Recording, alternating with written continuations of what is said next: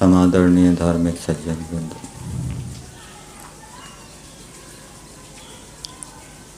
अथर्ववेद के अंदर बताया है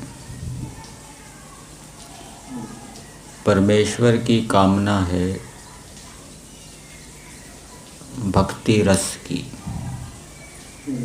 अर्थात प्रेम पूर्वक श्रद्धा पूर्वक मनुष्य उसकी आज्ञा का पालन करे। ये परमेश्वर की कामना है। और उपासकों की कामना क्या है? ईश्वर का आनंद मिले।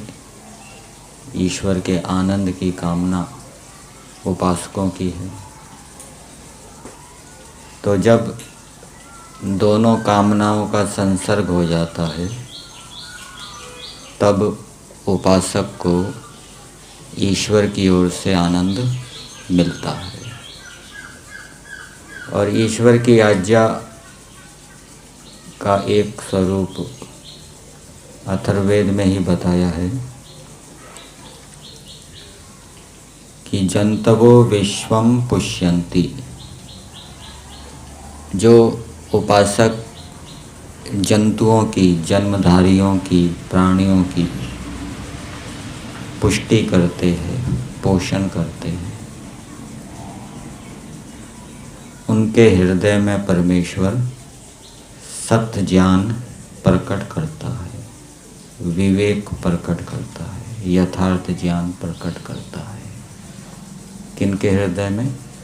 जो सृष्टि के अंदर, संसार के अंदर विद्यमान प्राणियों का पोषण करते हैं।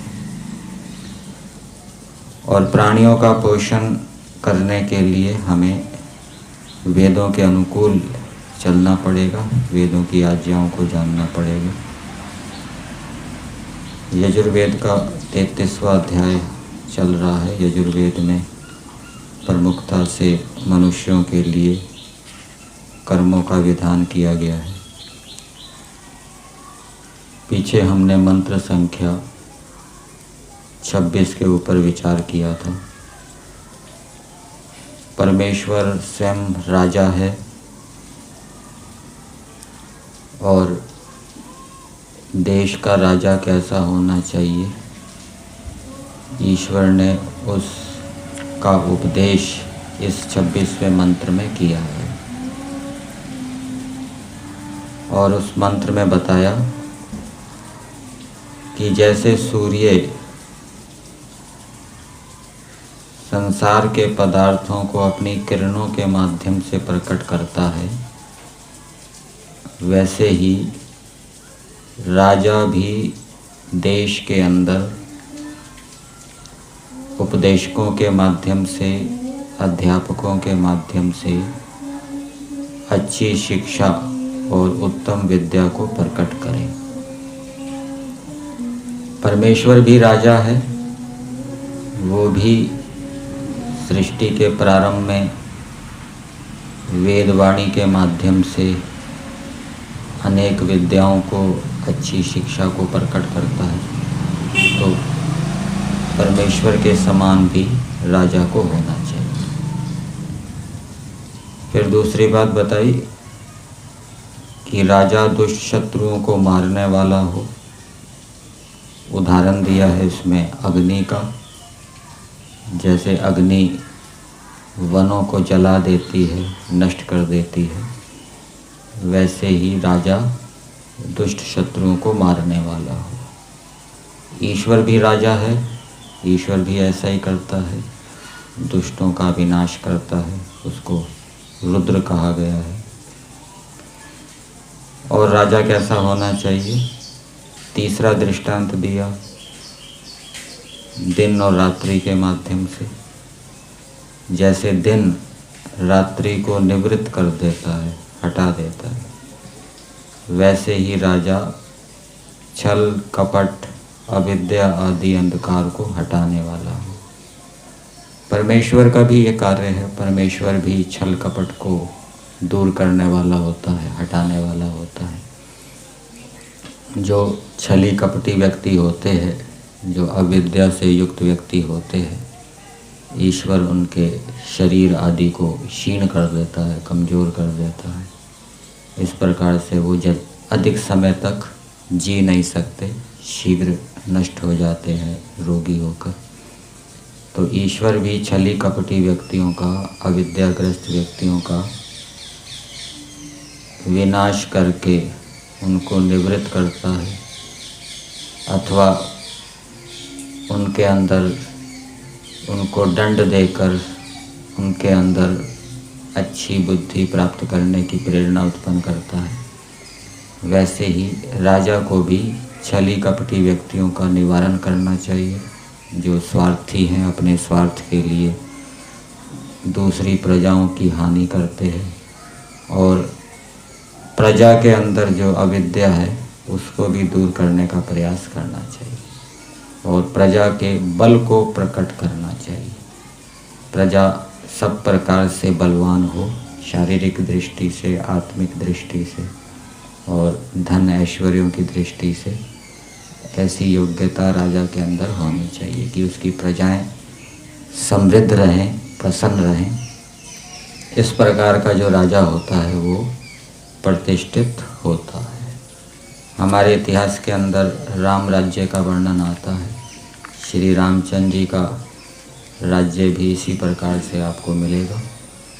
उनके राज्य के विषय में बताया जाता है कि कोई मूर्ख नहीं था, कोई दुष्ट व्यक्ति नहीं था, कोई चोर नहीं था, कोई यज्ञ ना करने वाला हो, ऐसा नहीं था। आज मंत्र संख्या 27 का स्वाध्याय किया गया। इसमें भी वही विषय बताया गया है, राजपुरुष कैसा हो। मंत्र है कुतस्त्वम इंद्र माहिनः सन एको यासी सत्पते किम त इत्था संपृच्छसे समराणः शुभानहि वोचेः तत् नः हरिवा यत्ते अस्मे इति अस्मे। इस मंत्र में राजपुरुषों को क्या करना चाहिए वो बताया गया है। भावार्थ को देखेंगे।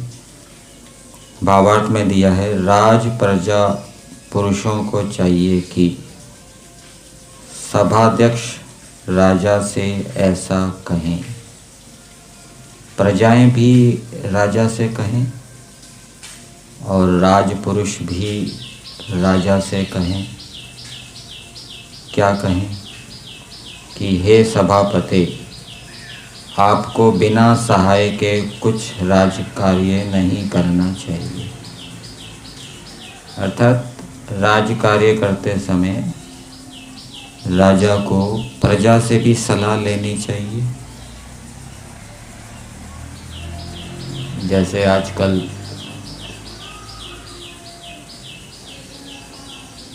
कौन से बिल के ऊपर चर्चा चली?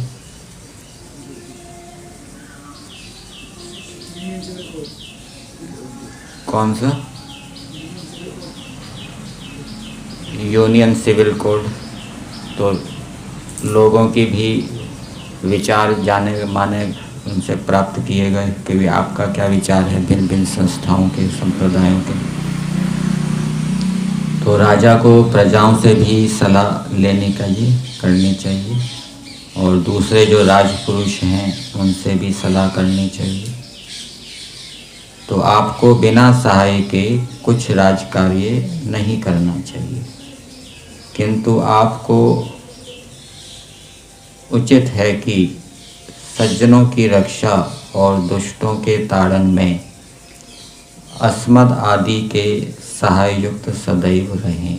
अस्मद आदि मतलब हम जो राज और प्रजा पुरुष हैं, आपको श्रेष्ठों की रक्षा के लिए और दुष्टों की ताड़ना के लिए हम प्रजाओं की भी सहायता लेनी चाहिए, सलाह लेना चाहिए, विचार करना चाहिए उनसे।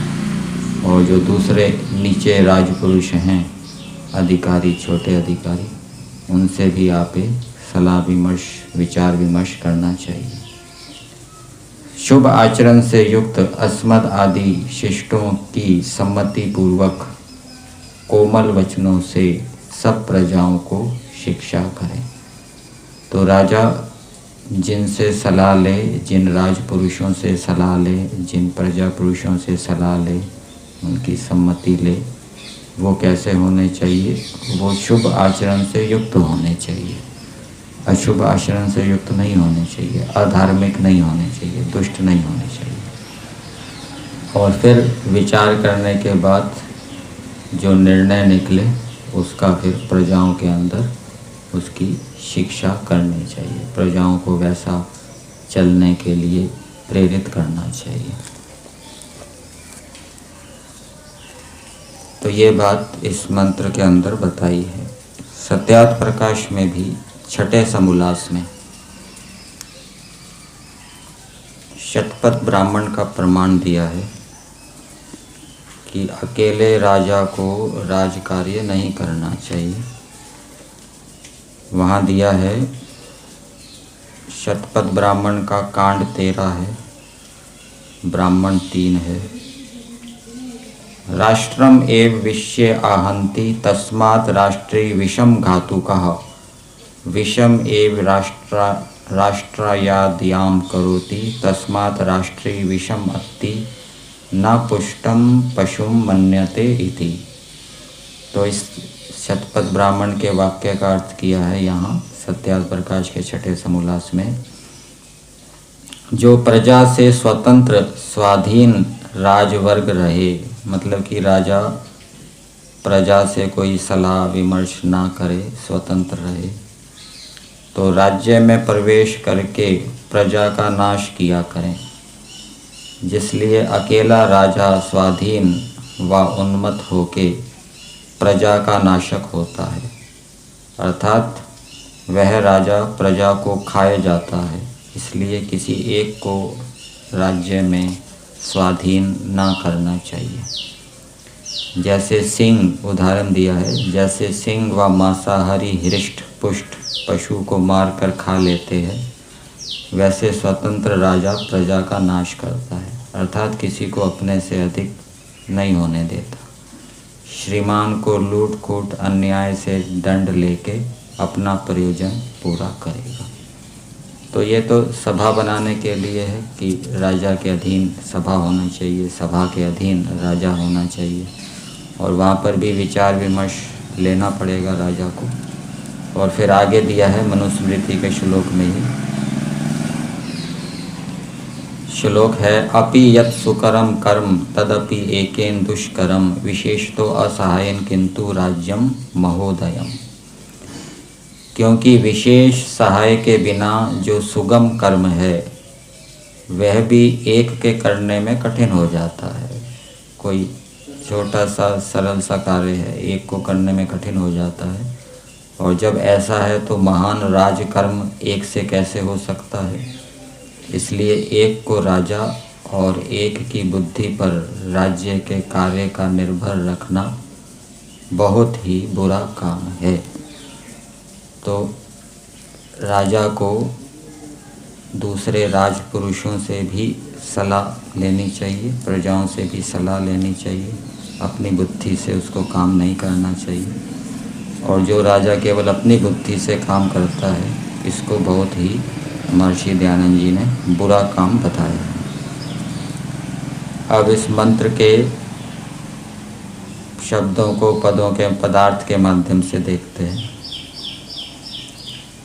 पदार्थ में दिया है हे सतपते।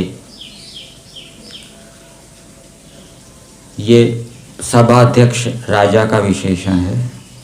श्रेष्ठ सत्य व्यवहार व श्रेष्ठ पुरुषों के रक्षक। तो राजा को सभाध्यक्ष को कैसा होना चाहिए, इस पद के अंदर उसका कर्तव्य बता दिया कि राजा श्रेष्ठ सत्य व्यवहार की रक्षा करने वाला होना चाहिए। कैसे रक्षा करेगा? एक तो स्वयं वो श्रेष्ठ सत्य व्यवहार करे, इससे श्रेष्ठ सत्य व्यवहार की रक्षा होगी। और जो प्रजाओं के अंदर जो प्रजाएं श्रेष्ठ व्यवहार कर रही हैं, सत्य व्यवहार कर रही है, राजा को उनको सम्मानित करना चाहिए, पुरस्कृत करना चाहिए। इससे क्या है, श्रेष्ठ सत्य व्यवहार की रक्षा होगी। और यही बात दूसरे रूप में बता दी, श्रेष्ठ पुरुषों के रक्षक हो। जो अच्छे व्यवहार करने वाले हैं, राजा उनकी अच्छी प्रकार से रक्षा करे, तो उनकी रक्षा होगी तो सत्य व्यवहार की भी रक्षा होगी। और यदि उनको मार दिया जाएगा, दूसरे लोग उनको मार देंगे, तो फिर मर जाएंगे, तो फिर सत्य व्यवहार करने वाला कौन होगा? सत्य व्यवहार फिर रहेगा ही नहीं।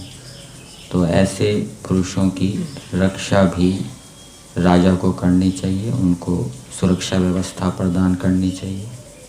जैसे आजकल जो वीआईपी होते हैं विशेष भिन्न भिन्न क्षेत्रों में अच्छे काम करने वाले, उनको सरकार की ओर से जेट सुरक्षा, वायु सुरक्षा आदि प्रदान की जाती है। फिर आगे दिया इंद्र सभापते। यहाँ इंद्र का अर्थ सभेश, सभा का स्वामी।